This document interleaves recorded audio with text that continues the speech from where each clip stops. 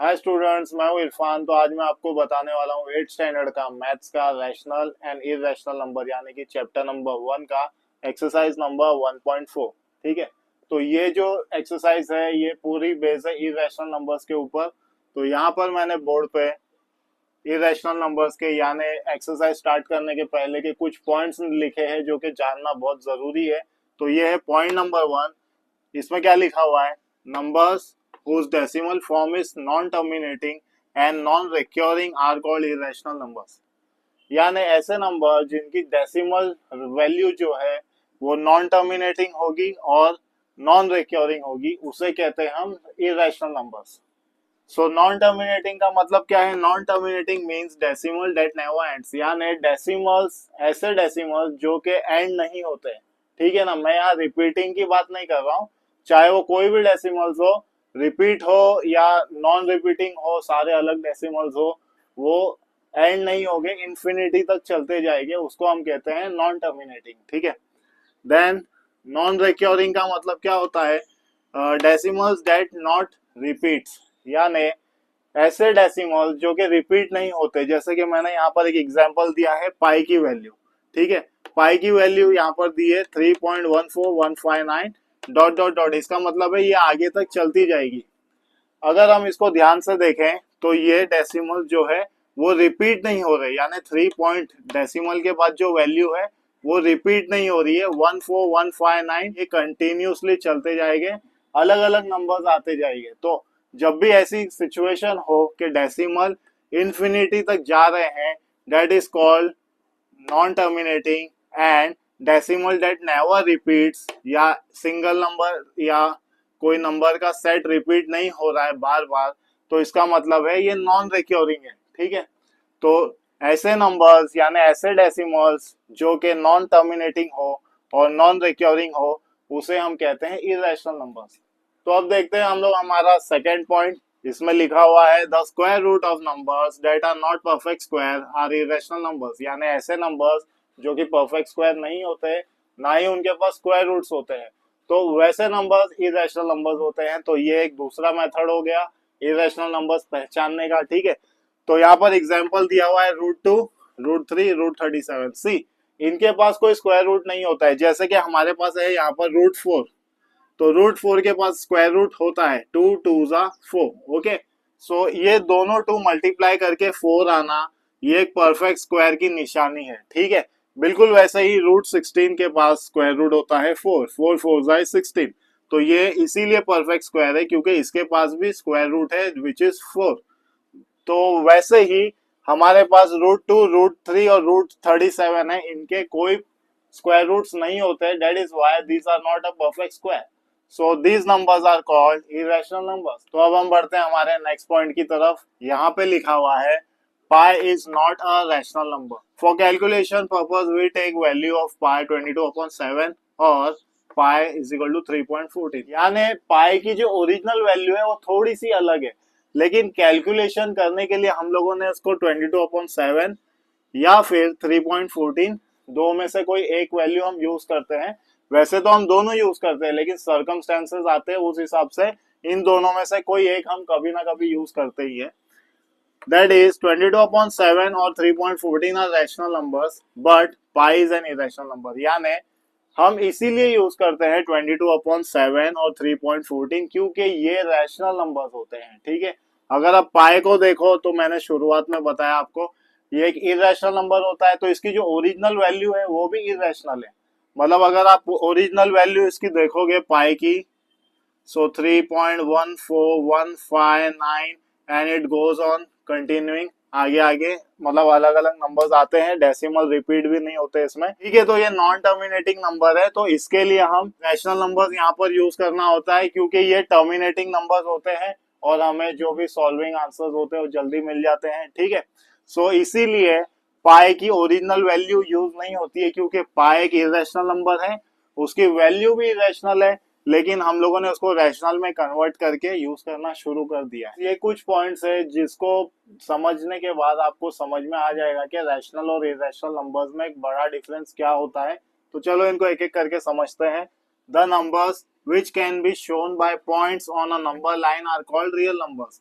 यानी ऐसे नंबर्स जो कि नंबर लाइन पर एज अ पॉइंट प्लॉट किए जा सकते हैं, वो सारे होते हैं रियल नंबर, जो कि आप सब सामने देख रहे हो। सेकेंड पॉइंट में बोला गया है all rational numbers can be shown by points on a number line, यानी जितने भी रैशनल नंबर्स हैं वो सारे के सारे इस नंबर लाइन पर हम लोग शो कर सकते हैं एज अ पॉइंट।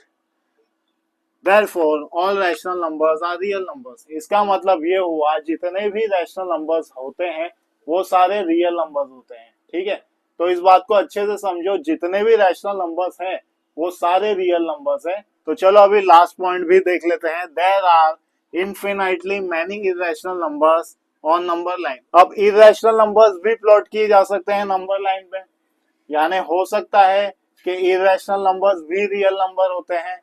तो इसका आंसर आपको मिलेगा हमारी एक्सरसाइज में, जो कि हम करने वाले हैं स्टार्ट, एक्सरसाइज 1.4। तो चलो स्टार्ट करते हैं एक्सरसाइज बिना देरी किए। तो चलो अब देखते हैं हमारे एक्सरसाइज 1.4 का क्वेश्चन नंबर 1। पहले क्वेश्चन रीड कर लेते हैं हम लोग। The number √2 is shown on a number line, so steps are given to show √3 on the number line using √2 fill the boxes. तो यहाँ पे ये बोला है कि √2 का हेल्प लेकर हम लोगों को √3 प्लॉट करना है यहाँ पर, और जो भी बॉक्सेस ब्लैंक है उनको फिल करना है। तो ये हमारा फिगर है। अभी हम लोग स्टार्ट करते हैं हमारा सोल्यूशन। तो जो भी हमें वहां दिख रहा है वो हमें यहाँ पर लिखना है as a given. The point Q on the number line shows the number dash. तो पॉइंट क्यू जो है ये वाला, ये कौन सा नंबर शो कर रहा है? √2। तो सिंपल आपको बॉक्स में लिखना होगा √2। ठीक है, काफी ज्यादा सिंपल था। इसके बाद में a line perpendicular to the number line is drawn through point Q. तो पॉइंट क्यू के ऊपर अगर आप देखोगे तो लाइन जो है वो परपेंडिकुलर कर रही है at point Q on the number line. यही लिखा हुआ है इस पॉइंट में। Point R is at unit distance from Q on the line. तो पॉइंट आर जो है वो क्यू के ऊपर ही प्लॉट किया हुआ है और उनके बीच में है यूनिट डिस्टेंस। ठीक है, यानी एक यूनिट डिस्टेंस उनके बीच में जो है वो डिफरेंस है, गैप है। तो चलो अब नेक्स्ट पॉइंट देखते हैं हम। यहाँ पर लिखा हुआ है right angle triangle O R Q is obtained by drawing seg O R. यानी हमने जब seg O R red pen से ड्रॉ किया तो यहाँ पे एक राइट एंगल ट्राइंगल बन गया है जो है ओ आर क्यू। ठीक है, नेक्स्ट पॉइंट में है हमारा length of seg O Q is equal to √2। तो ओ एंड क्यू का वैल्यू है √2। Then length of side Q R का वैल्यू है 1। क्यू आर जो कि एक यूनिट डिस्टेंस पर था, इसके लिए उसका वैल्यू है 1। तो अब हमारे पास हमारे राइट एंगल ट्राइंगल में यानी ओ आर क्यू में दो साइड्स का वैल्यू है, हमें फाइंड करना है थर्ड साइड का वैल्यू विच इज हाइपोटेनस। ठीक है, तो यहाँ पर लागू होता है by Pythagoras theorem. Pythagoras theorem में क्या होता है? Hypotenuse whole square equal to one side whole square plus other side whole square. तो हाइपोटेनस क्या है हमारा? Length of seg O R, तो लिख दीजिए O R whole square. One side है हमारा ओ क्यू, तो लिख दीजिए length of seg O Q whole square. And Q R है हमारा अदर साइड, तो यहाँ पर लिख दीजिए length of seg Q R whole square. अब यहाँ पर कुछ बॉक्सेस है जो कि हम नॉर्मली फिल कर देंगे काफी आसानी से। Length of seg O Q का वैल्यू है √2, तो यहाँ पर आएगा √2, लेकिन ये होल स्क्वायर है तो स्क्वायर यहाँ पर आ जाएगा। ठीक है, फिर क्यू आर का वैल्यू है 1, तो यहाँ पर आएगा √1, क्योंकि हम रूट से रूट को प्लस कर सकते हैं, और यहाँ पर आ जाएगा स्क्वायर।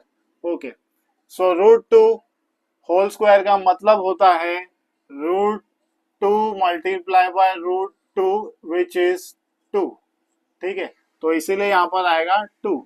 अब √1 multiply by √1 is equal to 1, तो यहाँ पर आ जाएगा सिंपल 1। सो यहाँ पर स्क्वायर हट गए, ये हो गया 2 + 1, तो यहाँ आंसर हो गया 3। बहुत आसान था।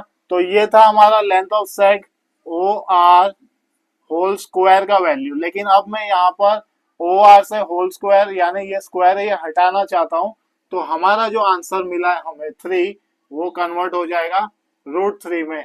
और √3 हमने यहाँ प्लॉट कर दिया है, यानी हमने क्या किया है, आर से एक पॉइंट लिया है ओ आर से, और फिर इसको राउंड करके यहाँ पर एक आर्क ड्रॉ कर दी है। तो जहां पर ये लाइन इंटरसेक्ट करेगी इस आर्क को, वो होगा हमारा पॉइंट ऑफ इंटरसेक्शन और वो होगा हमारा √3 का पोजीशन। ठीक है, draw an arc with centre O and radius OR, mark the point of intersection of the line and the arc as C। यानी मैंने क्या किया है, सेंटर O यानी जो जीरो हमारा ओरिजिन है, इसके ऊपर जो पॉइंट है सेंटर, यहाँ पर से मैंने आर्क की हेल्प ली है। जैसे कि हम कंपास रखते हैं बिल्कुल ऐसे, तो अब एक पॉइंट यहाँ रखा है और हमारा पेंसिल यहाँ रहेगा और हमने फिर एक आर्क ड्रॉ करनी है आर से होकर। ठीक है, अभी आर जहाँ पर जाकर इस नंबर लाइन को इंटरसेक्ट करेगी वो है हमारा पॉइंट ऑफ इंटरसेक्शन। तो वहां पर मैंने एक पॉइंट प्लॉट किया है C और उसका नंबर मैंने दे दिया है √3। तो हम लोगों ने सक्सेसफुली √3 यहाँ पर प्लॉट कर दिया है। तो चलो अब हम देखते हैं हमारा क्वेश्चन नंबर 2। तो यहाँ पर एक फिगर मैंने ड्रॉ किया है सेम नॉर्मली, और इसका ओरिजिन है 0, उसके ऊपर है पॉइंट O जो कि हमारे फिगर का सेंटर रहेगा। ठीक है, यहाँ पर OQ का वैल्यू है 2, QP परपेंडिकुलर कर रहा है OQ को, QP इज परपेंडिकुलरिंग OQ। ठीक है, सो यहाँ पर हमने क्या लिया है, take PQ is equal to 1। तो इसको भी हम लोग PQ को 1 ही लेके रखते हैं, यूनिट डिस्टेंस की दूरी पर है P Q से, इसीलिए।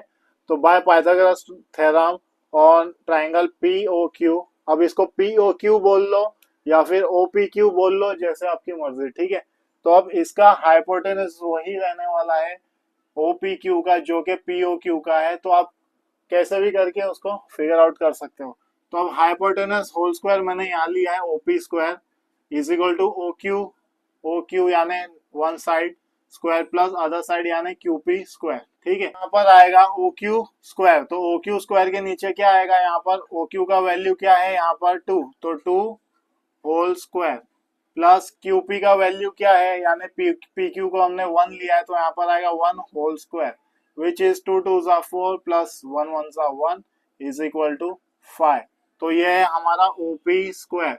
देयरफॉर इसको सिर्फ OP कर देंगे हम, तो ये हो जाएगा OP इज इक्वल टू √5।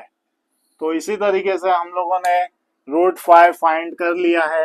अब हमें ये पता चल गया है कि OP का वैल्यू है √5, तो O यहाँ पर है, P यहाँ पर है, तो हम यहाँ से लेकर यहाँ पर पॉइंट करेंगे और एक आर्क ड्रॉ करेंगे जो कि आएगा इस तरीके से। ठीक है, और यहाँ जहां भी ये पॉइंट ऑफ इंटरसेक्शन होता है वहां हम लिख देंगे। चलो मैंने यहाँ पर कुछ एक्सप्लेनेशन लिखी है जो कि मैं आपको हिंदी में भी समझा दूंगा।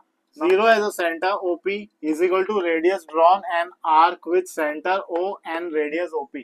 तो यहाँ पर हमारा 0 है ओरिजिन, यही हमारा सेंटर है, इसके ऊपर क्या है हमारा पॉइंट O एंड P। तो सपोज करो यहाँ एक सर्कल है और ये उसका सेंटर है, तो ये जो OP है ये हो गया हमारे सर्कल का रेडियस। ठीक है, रेडियस OP हो गया। Make point of intersection of line and the arc as C।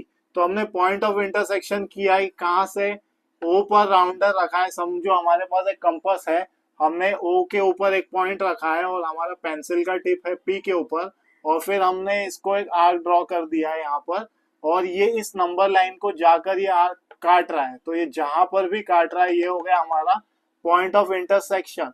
तो यहाँ पर हमने नेम दे दिया है C। ओके, ये हो गया हमारा C। Okay, so the point C shows the number √5। तो पॉइंट C के ऊपर हमारा नंबर आ गया है √5। तो ये हमने कर दिया है हमारा आंसर कंप्लीट। आई होप कि आपको ये समझ में आया होगा। चलिए बढ़ते हैं हम हमारे अगले सम की तरफ। तो चलो अब देखते हैं हम हमारी लास्ट प्रॉब्लम, क्वेश्चन नंबर 3। यहाँ पर एक फिगर दिया हुआ है, show the number √7 on the number line. यानी अब हमें क्या करना है, इस नंबर लाइन के ऊपर √7 को हमें शो करना है। ठीक है, सबसे पहले हम देखेंगे यहाँ पर OA is equal to 1। OA यानी हमारे पास है AP 1, तो हमने OA को भी यहाँ पर 1 ही ले लिया है। ठीक है, now OP is equal to √2। तो अगर OP की बात करें हम OP, तो यहाँ पर अगर हम लोग सोचे यहाँ पर एक लाइन है OP और P का जो आर्क है वो यहाँ जा रहा है B के पास, तो B का वैल्यू है √2। इसका मतलब है OP का भी वैल्यू हो जाएगा √2। तो हमने लिख दिया है OP √2। अब देयरफॉर अगर OP √2 है तो P जहां पर एंड हो रहा है वहां पॉइंट है B, तो OB भी √2 होगा यहाँ पर। ठीक है, so OP is equal to √2 and OB is also √2। Then B Q is equal to 1। अब बी क्यू का वैल्यू भी यहाँ पर 1 यूनिट है, बी क्यू इज 1। तो देखते हैं therefore O Q is equal to √3। अब मैं ओ क्यू पर जाता हूँ, ओ क्यू, ओ से क्यू पर एक आर्क जा रही है सी पर और सी के नीचे है √3। तो अब ओ क्यू हो जाएगा हमारा √3। तो अगर ओ क्यू √3 है और ये आर्क का पॉइंट ऑफ इंटरसेक्शन सी पर है तो ओ सी का वैल्यू भी हो जाएगा √3 which is mention here. Now अगर ओ सी √3 है, ओ सी तो √3 है हम लोगों को पता है, तो सी आर का वैल्यू क्या है, यहाँ पर सी के ऊपर एक और पॉइंट दिया हुआ है आर जो कि 2 यूनिट के डिस्टेंस पर है, तो सी आर का वैल्यू हो जाएगा 2। Therefore O R is equal to √7। अब ओ आर √7 कैसे होगा ये हम देखते हैं। ओ के ऊपर अपना कंपास रख के आर पे पॉइंट करके यहाँ पर एक आर्क ड्रॉ कर देता हूं, तो यहाँ पर आ जाएगा हमारा पॉइंट ऑफ इंटरसेक्शन। ठीक है, अब पॉइंट ऑफ इंटरसेक्शन आ गया तो यहाँ हम एक पॉइंट दे देते हैं इसको डी, और ये हमारा हो जाएगा √7। ओके, सो ये तो हम लोगों ने डायरेक्टली सॉल्व कर लिया। अब इसको हम सॉल्व करेंगे यहाँ पर एज अ पाइथागोरस थ्योरम। तो इसका मतलब है हमारे पास एक ट्राइंगल बन के यहाँ पर रेडी हो गया है ओ आर सी। ओके, तो इस ट्राइंगल को हम देखते हैं यहाँ पर बाय पाइथागोरस थ्योरम। हमारा हाइपोटेनस है ओ आर, तो इस बार ही मैंने हाइपोटेनस को इज इक्वल टू के उस साइड कर दिया है। यहाँ पर है one side plus other side, one side है हमारा O C square plus C R square is equal to hypotenuse है हमारा ओ आर स्क्वायर। तो यहाँ पर आ जाएगा ओ सी का वैल्यू √3, ओ सी का वैल्यू ये है, ओ सी का वैल्यू सी के नीचे जो रहेगा वो ओ सी का वैल्यू रहेगा, तो ओ सी है √3, तो यहाँ आएगा √3 होल स्क्वायर। सी आर कहाँ पर है, सी आर ये, तो सी आर का वैल्यू है 2 यूनिट्स, तो यहाँ पर सी आर आ जाएगा 2। यहाँ पर मेंशन किया है, यहाँ पर से आप देख सकते हो, तो C R 2 whole square is equal to O R हमारे पास अभी है नहीं, हमें फाइंड करना है, तो ये ओ आर स्क्वायर ही रहेगा। Now √3 multiply by √3 is 3 and 2 is 4 is equal to O R square. 3 + 4 7 होता है, तो ओ आर स्क्वायर यहाँ पर हो गया 7। अब मैंने क्या किया है, ओ आर स्क्वायर का स्क्वायर हटा दिया है, तो ये हो गया है √7। तो हमें √7 हमारा मिल गया है।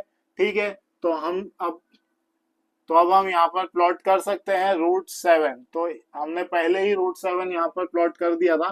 ठीक है, तो यहाँ पर हमारा √7 आ गया है। तो पहले हम लोगों ने डायरेक्ट किया इसको, अब हम लोगों ने सॉल्व करके आंसर फाइंड कर लिया। अब यहाँ पर इसका हम लोग जस्टिफिकेशन देखते हैं। 0 as centre and O R as radius. तो 0 क्या है, सेंटर है, और ओ आर रेडियस है, यानी ओ आर यहाँ पर रखकर हम एक सर्कल ड्रॉ कर सकते हैं। ठीक है, तो ये हमारा रेडियस हो गया O R. Drawn an arc on the number line in point D. हमने क्या किया, यहाँ पर कंपास रख के यहाँ से एक आर्क ड्रॉ कर दिया है। ठीक है, और ये आर्क जहाँ पर पॉइंट ऑफ इंटरसेक्शन करती है ये पॉइंट है हमारा डी। नाउ अब हमारे पास है O R is √7। O R is equal to 7 हमने यहाँ फाइंड करके निकाला है, तो ओ आर हमारा हो गया √7। देयरफॉर अब यहाँ पर पॉइंट हमने दिया था नया डी, तो ओ डी भी हो जाएगा √7। ठीक है, तो गाइज ये सम यहीं पे खत्म होता है हमारा, और इसी के साथ हमारा ये चैप्टर भी ओवर होता है। तो आई होप कि आपको समझ में आया होगा। अगर आपको कुछ समझ में नहीं आया तो आप कमेंट सेक्शन में कमेंट करके पूछ सकते हो मुझसे, मैं रिप्लाई करने की पूरी कोशिश करूंगा। तो इस लेक्चर को अब यहीं पे एंड करते हैं। अब मिलेंगे नेक्स्ट लेक्चर में किसी और चैप्टर के साथ। चलिए मिलेंगे अगली बार। Till then take care and bye bye students.